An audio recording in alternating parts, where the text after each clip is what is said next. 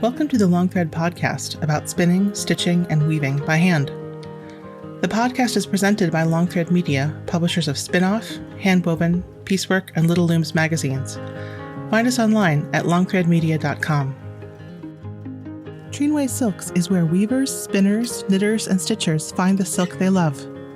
Select from the largest variety of silk spinning fibers, silk yarn, and silk threads and ribbons at trinwaysilks.com.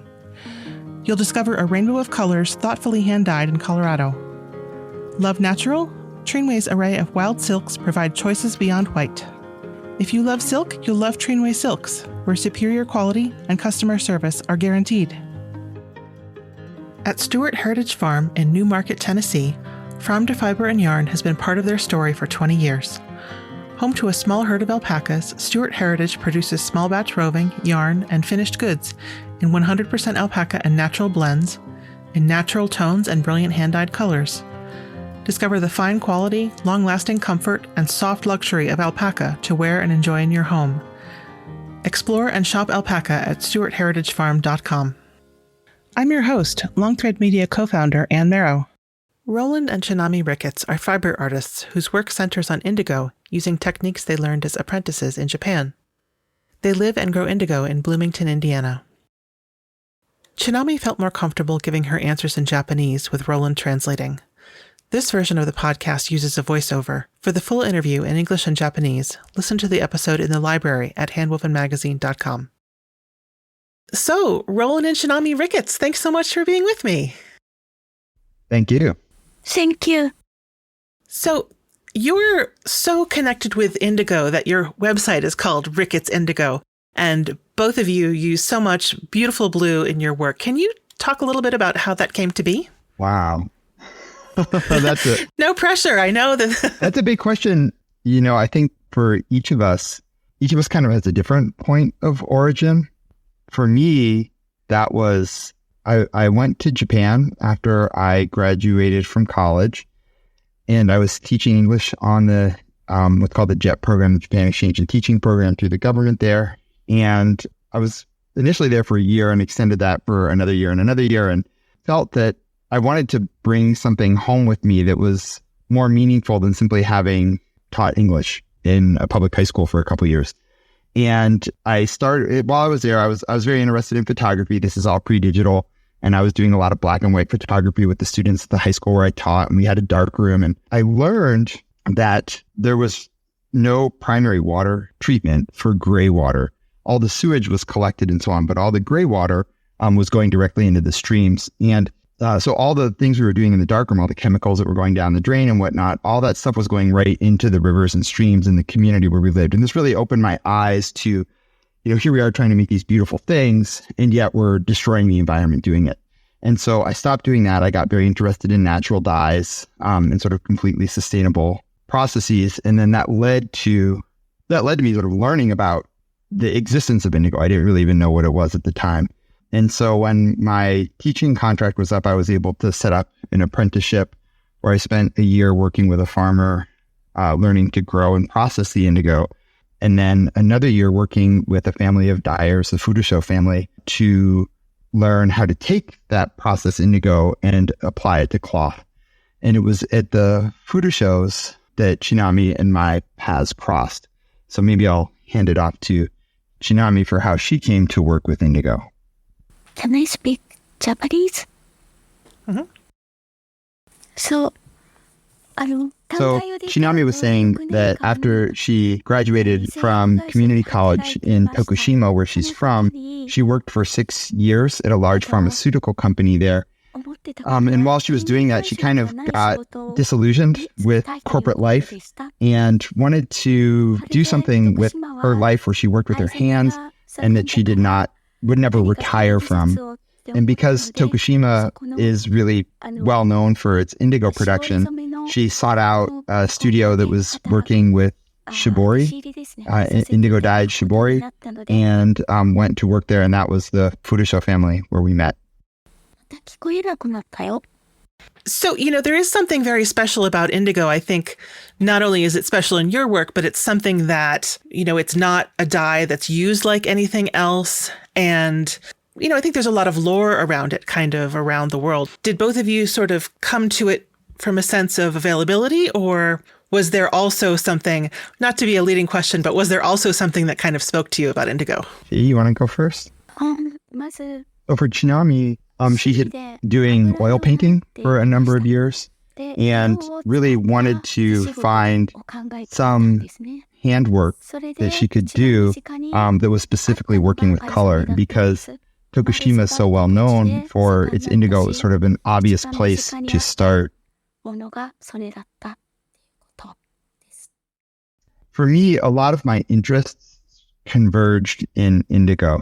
I had been living in the countryside in Japan and had a small garden and was learning how to grow things and whatnot. And so I was very interested in gardening and small scale farming. And then also, like I said earlier, was very interested in, getting color from plants from the immediate environment in a way that was completely sustainable. And then also sort of working with my hands, making things. All of these really converged for me in indigo. And I think having worked with indigo now for a long time, I'd have to do the math on that. One of the really amazing things about the type of indigo that we work with is that it is a living color. It starts from seed and it goes through its own growth cycle as a plant, but then we compost it, and that is a living process as well. There's bacteria that are part of the composting. And then we ferment that composted indigo to make the dye vats. So the dye vats themselves are living as well. And there's really a certain vitality that I believe comes to the color through working this way. And now a word from our sponsors. The Adirondack Wool and Arts Festival is the perfect way to spend a weekend surrounded by over 150 craft vendors in Greenwich, New York. Discover a curated group of vendors featuring the best of wool and artisan crafters. Throughout the weekend, enjoy workshops, free horse-drawn wagon rides, free kids' crafts, a fiber sheep show, and a sanctioned cashmere goat show. Join us September 21st and 22nd, 2024, and every fall. For more information, visit adkwoolandarts.com. That's adkwoolandarts.com. And now back to the show. Can you say a little bit more about what is the indigo that you grow? And I think that it's very interesting that you're using a plant that you encountered in Japan, but you're growing in Indiana, like you're located in Bloomington, Indiana. Yeah, so we work with what's commonly called Japanese indigo, Persicaria tinctoria. It's a temperate region plant, and it's what's commonly grown in Japan. And we continue, we live also in a temperate region, right? So indigo is found in plants throughout the world, and there are different methods of extracting the color or getting the color from the plant to dyed cloth. But because we live in a temperate region, much like where we both studied in Japan, it makes sense to continue using that process here. It wouldn't make any sense to try and import a tropical plant and a tropical process to a temperate region, or vice versa. So the process really works very well for where we live. And one of the things that I think is interesting is that not only are you both practicing artists, but you, as you mentioned, you are gardeners. So you're growing indigo for yourself. And recently, or maybe not just recently, maybe for a long time, you're making this indigo available in different formats to others, right? Yes. Yeah. Chinami and I work together to grow and process the indigo that we use. And then we each we even have separate studios. We each kind of go our own way with it from there. And you sell seeds, or what are the sorts of ways that people are also sort of growing indigo along with you? Kate Larson, one of my colleagues who lives also in rural Indiana, has been thinking that she should come down and help you with the harvest. So one of the things I think is interesting is that people can work with you in a variety of different ways, or kind of join you on this process or journey in different ways. Yeah, so we've done a number of things over the years. We do sell seed each spring, and that goes out to, I don't even know how many hundreds of people around the country, which is wonderful to see people, learning, trying to grow indigo, learning about growing indigo. And then people are doing all sorts of different things with it. I think fresh leaf dyeing is probably the most common. We've made all sorts of information available on our website about, how you grow indigo, if you want to do fresh leaf dyeing, all these sorts of things. And sort of sharing just that initial sort of the magic of the plants themselves that have these green leaves that produce a blue color is a big part of what we've done. And then all sorts of other things. We've worked with other folks who want to have the composted indigo dye stuff is called tsukumo in Japanese. And people who want to have tsukumo, we've worked with folks who have grown indigo and harvested and dried it and sent it to us to be included when we're composting. We've worked with all kinds of people who just want to come out and experience the process, whether that's harvesting or composting or whatnot. We always welcome folks who are interested. And the fermentation process is kind of special. I saw you give a presentation about it once, and you have like almost a special floor for it. Is that right? Yeah. So once the leaves are harvested and dried, they need to be composted for about 100 days. The composting of the indigo is done in a building called a neidoko in Japanese. And the building itself isn't anything particularly special. It's, 4 walls and a roof, but the floor of the building has a clay surface. And underneath that, there's a layer of rice hulls, and under that, a layer of sand. And under that, down to about 6 feet deep, gravel. And the purpose of the floor is to wick excess moisture away from the composting leaves. So when you compost them, it's a hot composting process. You take these dry leaves and you mix them with water till they're moistened. And then you let them sit for a week, and the pile will heat up. And then once a week, you turn the pile to expose the composting leaves to more oxygen in the air and to add more water to keep that composting happening. And so that clay floor is very, very important, because if you didn't have that, everything at the bottom of the pile would simply rot. So it prevents it from rotting by wicking away the excess moisture. So it is a living process, and yet you're also sort of trying to work with and control it. So feed it water here, take the water away there, and there's just such a complexity to it. Yeah, it's interesting because I often liken it to if I wrote down a recipe for bread and said you use flour, water, and salt. There's a lot more. There's a lot more to it than that, although it does use very sort of basic ingredients. Yeah. One of the things that I find really interesting about your work, and I was about to draw more parallels between them, but I think I should kind of explain to folks who can see your work on your websites, but also that there's a lot of overlap, but also a lot of difference between what you do. So Rowland, you tend to work in large scale work, and Chinami, you tend to work in narrower hand-woven stuff. Can you tell me a little bit about what each of you considers to be sort of your work, at least at the moment? I know it evolves. Nami, you go ahead. So 2年間弟子入りをし So Chinami spent, after the apprenticeship with the Furusho family in Tokushima, Chinami realized that, sorry, I'm going to fill in a little bit here, Chi, because you didn't say this, but I'm going to fill it in. Yeah, Chinami realized that the dyeing itself is kind of hard work physically, and it's really kind of dirty work. It's very messy, and that she really wanted to learn weaving. So she then spent 2 years as an apprentice with a woman named Yumie Aoto in Shimane Prefecture. And while there, she learned warp and weft or double ikat weaving. This is very traditional kasuri in Japanese.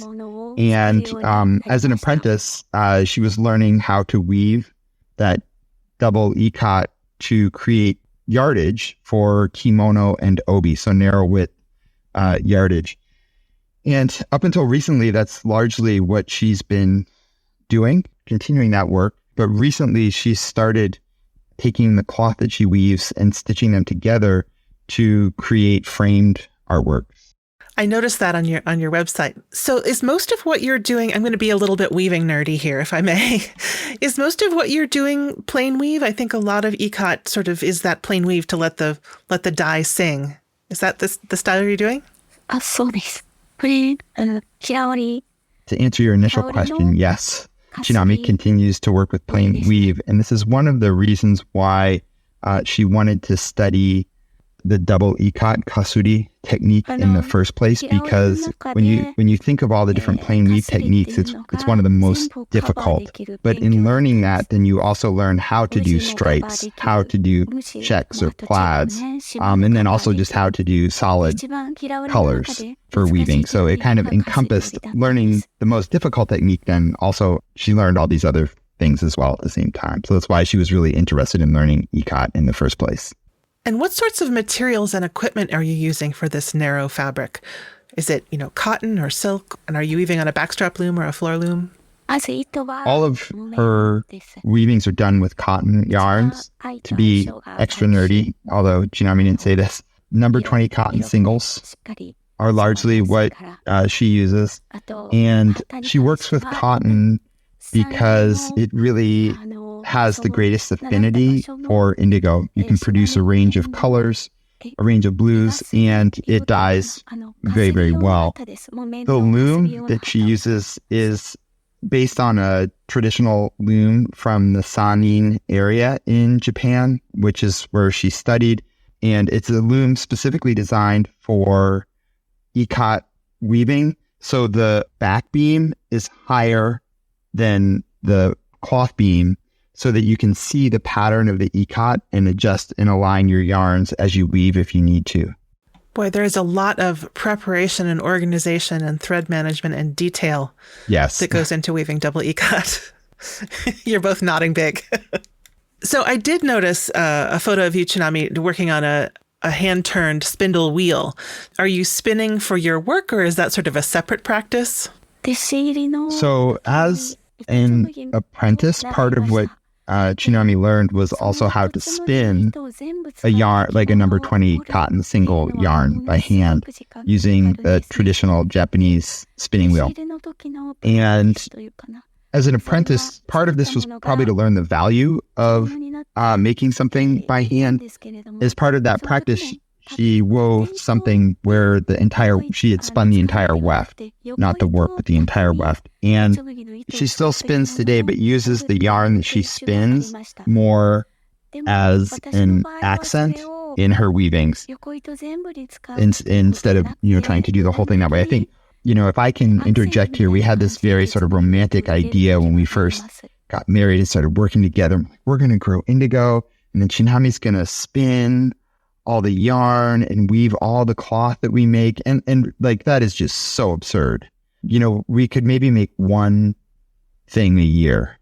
And it's just that type of spinning is so time consuming that, it makes sense to use it the way that Chinami's doing, sort of as an accent in her work.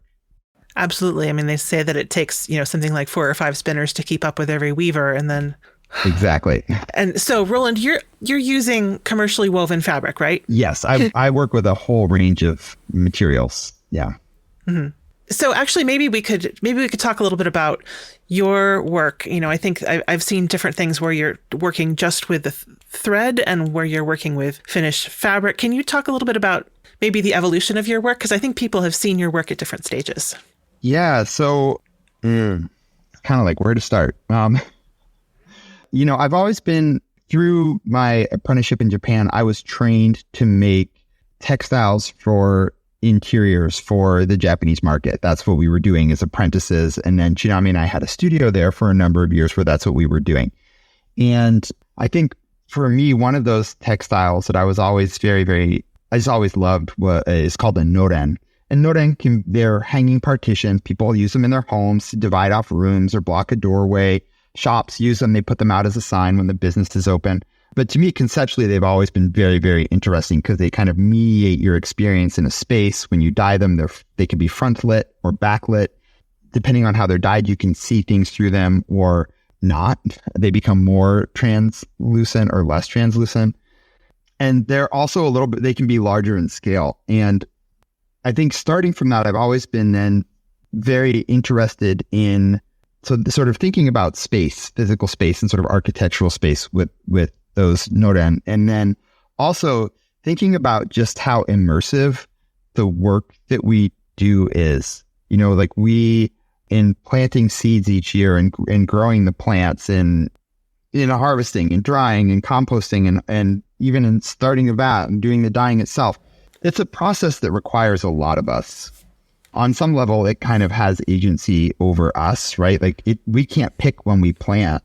We have to plant with the seasons. We don't pick when we harvest. We have to harvest with the weather. If it's raining, we can't. If it's clear, we have to get out there and get working. And I guess I became very interested in trying to sort of merge these things. How do you create sort of an immersive experience of this process?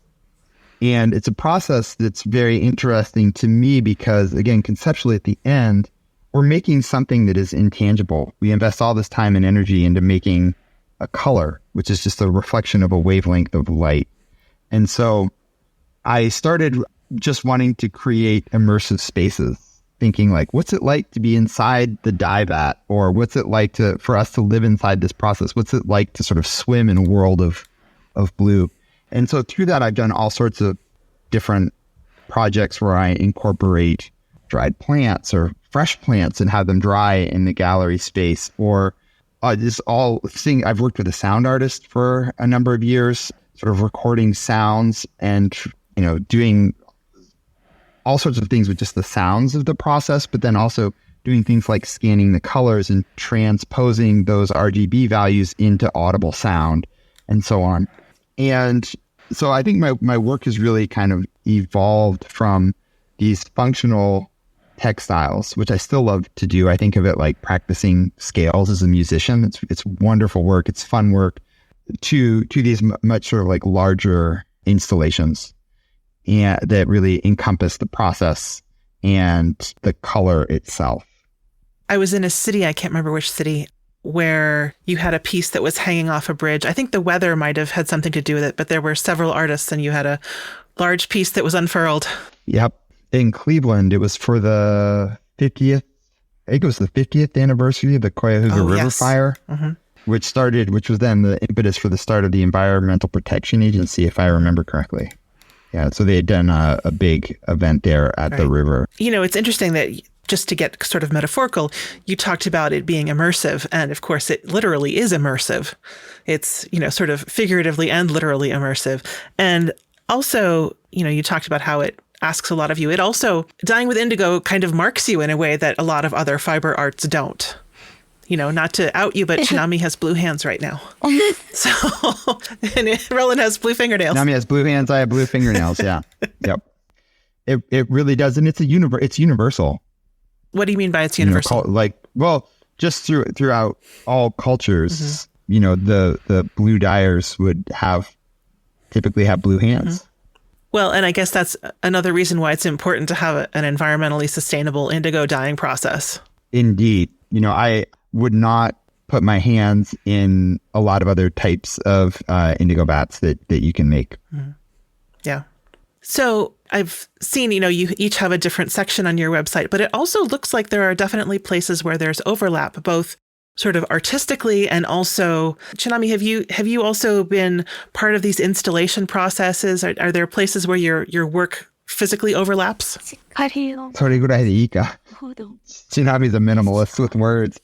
So Chinami says, our work really overlaps in many different places. One is obviously with growing and harvesting indigo. It's a big one. And then we both sort of share some of the responsibilities of dyeing. We do custom dyeing for folks. And depending on what it is, some things I'm more experienced with, other things Chinami does. She if I translated directly, she said I'm not good at this, but that's not true. And then also, when it comes to certain things like finishing, this is speaking more generally, like finishing some of my work, Chinami is a really incredible seamstress, and especially with hand sewing. So Chinami finishes some things for me and I finish some things for her. For example, when it comes to like framing her work, I'll do all the woodworking and everything for that. But our most recent real sort of first real sort of large collaboration was an installation for the ECOT exhibit at the Seattle Art Museum. I wish I could have seen it. It looked like that was incredible. Well, It's actually installed right now at the Fort Wayne Museum of Art in Fort Wayne, Indiana, and will be up through, I believe, September 1st. So if you're traveling through the Midwest this summer, stop by. That's amazing. And once again, speaking the precision of the same sort that is involved in tying and resist dyeing and weaving. When I see that piece that you mentioned, and then I saw another recent piece called Bow, where it all relies on threads being lined up very carefully to make a pattern. Yeah, the second installation is actually bow. Okay, yeah, bow. But so that one really grew out of the experience in working together for the Seattle installation, and that one we really started with. So that we were invited to develop a work that would be sort of a gateway to this whole exhibit of historical and some contemporary ikat weavings from around the world. And we wanted to really create a work that got viewers thinking about the process of ikat, because it is very elaborate. How do you get those woven patterns to line up in that way, starting with yarn? And once it's woven, you don't really see the yarn. It becomes sort of the field of the cloth. And so we did a lot of experimenting to kind of figure out what we could do, what we might want the whole thing to look like, and how we could construct it from yarn. And what we ended up doing was Chinami ended up warping over something like 1,200,000 yards of yarn. We worked with Sally Fox to use her colored cottons as a custom dyeing job. We had dyed someone for someone at one point, and they dyed so beautifully. And we always said, if we ever have a chance to really work with that material, it'd be wonderful to do that. So Sally was a huge help. She helped us get yarns custom spun. And we then took those, Chinami worked them into warp bundles of 48 ends. And each of the bundles, and they're, 12 yards long each, I think. And each of the bundles in the installation can actually be woven. What is it? Do we set it at 12 ends? At 12 ends per inch, it's 2 inches worth or something. It's because it's 48. The 24 ends per inch, it's 2 inches. And for the exhibit at the Fort Wayne Museum of Art, we actually took some of those warp bundles, Chinami wove them, and then I dyed them, and we framed them as a work for that exhibit. So you can kind of see the warp as it is in the installation, and then it would look like woven, which is really different. And we wanted to use a very sort of traditional, there's all these sort of tricks of the trade, you might say, with ikat processes that can create designs that look really complicated, but are actually very simple or much simpler to execute. And we wanted to kind of incorporate some of that aspect into the installation. So we ended up basing the design off a technique called zurashi in Japanese, which is slipping the yarn. So you have these bundles of ikat yarns, and you kind of slip them to put the resist on. And then when you unbind them after they've been dyed, you unslip them, and it creates a stepped pattern. And so that's how we developed the overall pattern for the installation.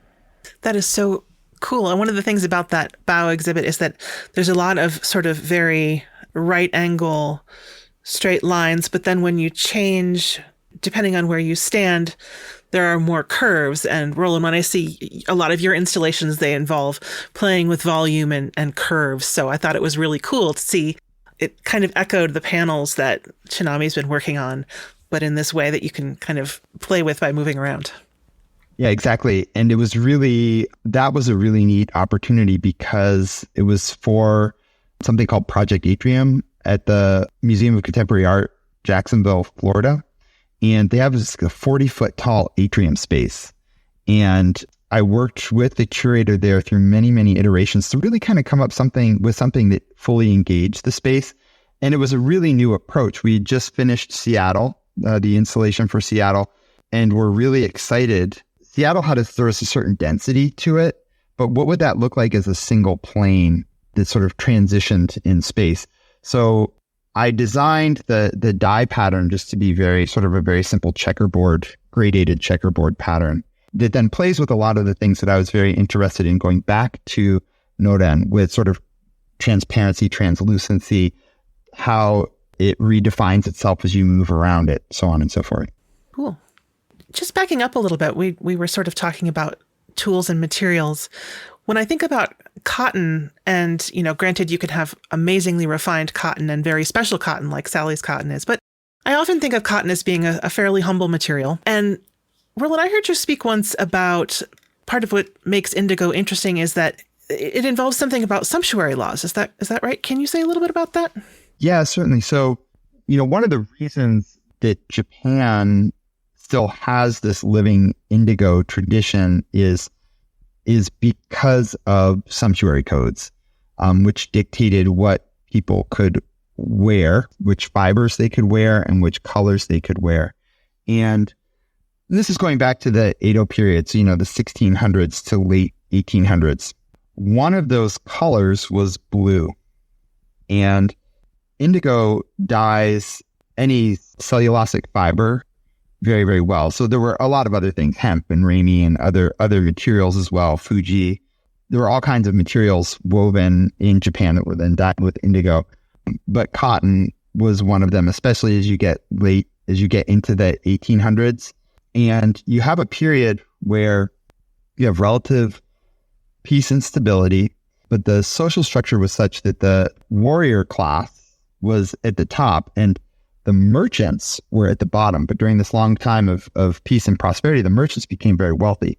And so they got very interested in what sort of elaborate decorations they could do to their clothing. And that's where you start to see the development of these really incredible shibori techniques, very, very elaborate paste resist, very elaborate ikat weaving, all sorts of techniques that developed to create a whole range, everything from, people common workwear to very, very expensive garments.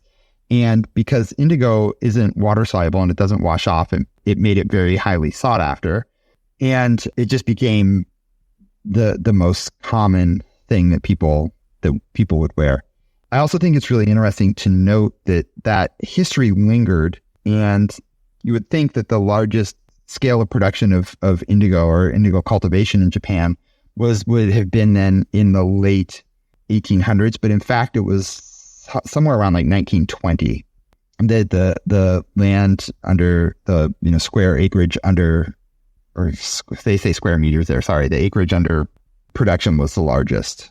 So it's relatively recent. I think in 2017 at Tenkui, I asked you, Roland, as you were giving a presentation, indigo is so great when you combine it with other dyes. Have you ever thought about doing that? And you said, no, I'm pretty much okay with, there's a lot to do in indigo and I don't necessarily plan to explore other colors. Is that still the case? More or less, yes. We do for custom dyeing, we get a good number of requests for green. And through that, have gotten pretty good at dyeing greens with indigo and typically weld. And it's it's one of those colors that when you show people, they're like, there's no way that's a natural dye. It can be a very sort of electric green, very magical color. But I've never really done anything with it on a larger scale or with my own work. I thought I saw a piece that had a circle in the middle that was kind of a plaid. Oh, yeah. That was not a plain weave. I've also been doing, I don't even know how long, getting close to 10 years now. I've been doing a lot of research on 19th century American coverlets. Oh. And have been doing work sort of based around those. They're very, very fascinating objects. So I started out initially because I just had a 16 harness floor loom. I weave also. Chinami taught me how to weave.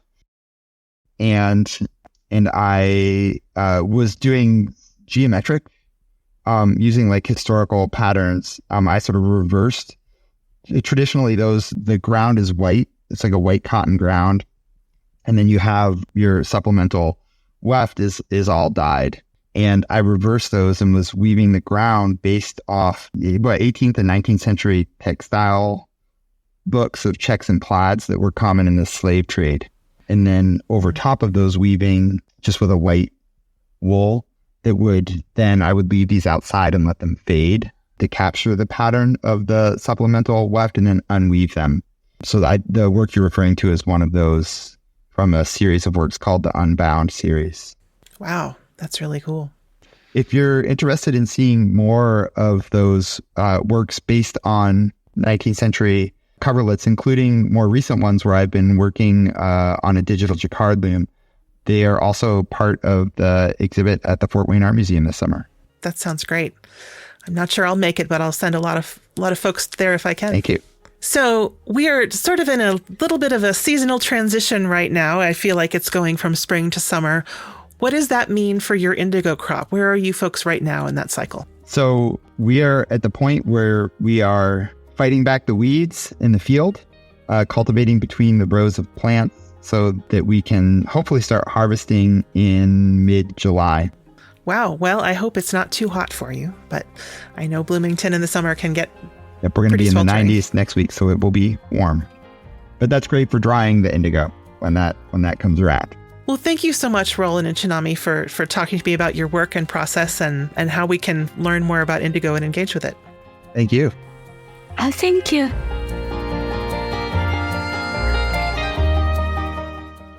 Thanks to our sponsors for supporting the podcast. Thank you for listening to the Long Thread Podcast. If you've enjoyed this episode, please rate the show and leave us a comment on Apple Podcasts or your favorite podcast platform. Thanks again.